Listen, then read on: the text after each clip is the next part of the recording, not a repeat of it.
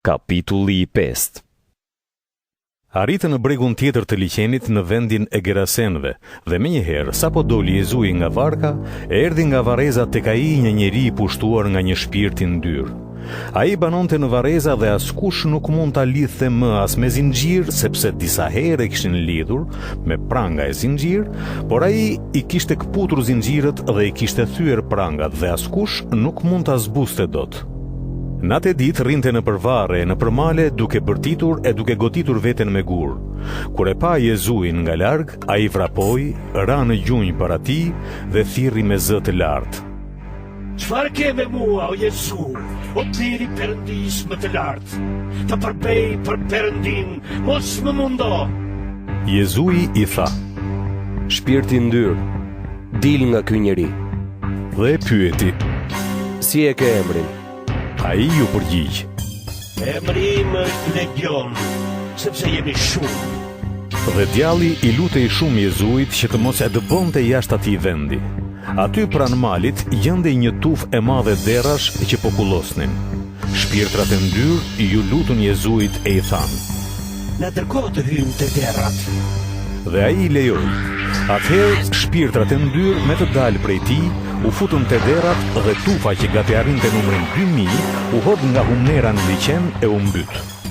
Ata që ruanin derrat u ambatën këmbëve dhe e përhapën lajmin në qytet e nëpër fshatra dhe njerëzit erdhën për të parë çfarë kishte ndodhur. Ata erdhën pranë Jezuit dhe kur pan të pushtuarin nga djalli, atë që kishte pasur legionin, që rrinte ulur dhe ishte i veshur e me mendjen në rregull, i zuri frika.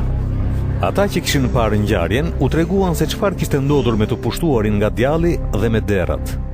Atëherë ata ju lutun Jezuit që të largohej nga krahina e tyre.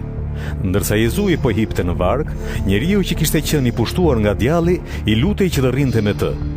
Jezui nuk e lejoi, por i tha: Shko në shtëpitë e njerëzit e tu dhe tregoju çfarë ka bërë Zoti dhe se si tregoi mëshirë për ty. Atëherë ai u largua dhe në përmbar dekapojën shpallte atë që kishte bërë Jezui për të dhe të gjithë mahniteshin. Jezui kaloi përsëri me varg në bregun tjetër dhe një turmë e madhe u mblodh rreth tij. Kur ishte në breg të liqenit, erdhi njëri prej kryetarëve të sinagogës me emrin Jair dhe sapo e pa Jezuin, i ra ndër këmbë e ju lut shumë duke i thënë: Vajza ime e vogël është në çastet e fundit. Prandaj eja. Vëri duart mbi të, që të shpëtojë dhe të jetojë. Jezui shkoi me të dhe një turmë e madhe që shtyhej nga të gjitha anët i shkoi pas. Një grua kishte 12 vjet që vuante nga hemoragjia.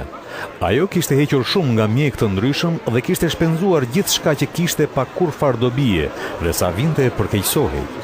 Me të dëgjuar për Jezuin, ajo hyri mes turmës dhe i preku nga pas mantelin. Ajo thoshte me vete: Sikur t'ja prek vetëm rrobat, do të shpëtoj. Rrjedhja e gjakut ju ndërprej në çast dhe ajo ndjeu në trupin e saj se u shërua nga sëmundja. Jezui e ndjeu menjëherë forcën që doli prej tij dhe si u drejtua turmës tha: Kush mi preku rrobat? Dishepujt i thanë: Ti e sheh turmën që të shtyn nga gjitha anët, edhe thua kush më preku? Por ai shikonte rreth rrotull për të parë atë që e kishte prekur. Atëherë gruaja, e frikësuar dhe duke u dritur, nga që e dinte atë që i kishte ndodhur, erdhi, i ra ndër këmbë dhe i tha gjithë të vërtetën. Jezui i tha: Bi, besimi yt të shpëtoi. Shko në paqe dhe qofshe shëruar. Ndërsa po fliste, erdhën disa prej njerëzve të kryetarit të sinagogës dhe i thanë: Jo të bi vdiq, përse e shqetëson ende mësuesi? Por Jezui, kur i dëgjoi këto fjalë, i tha kryetarit të sinagogës: Mos ki frikë, vetëm beso.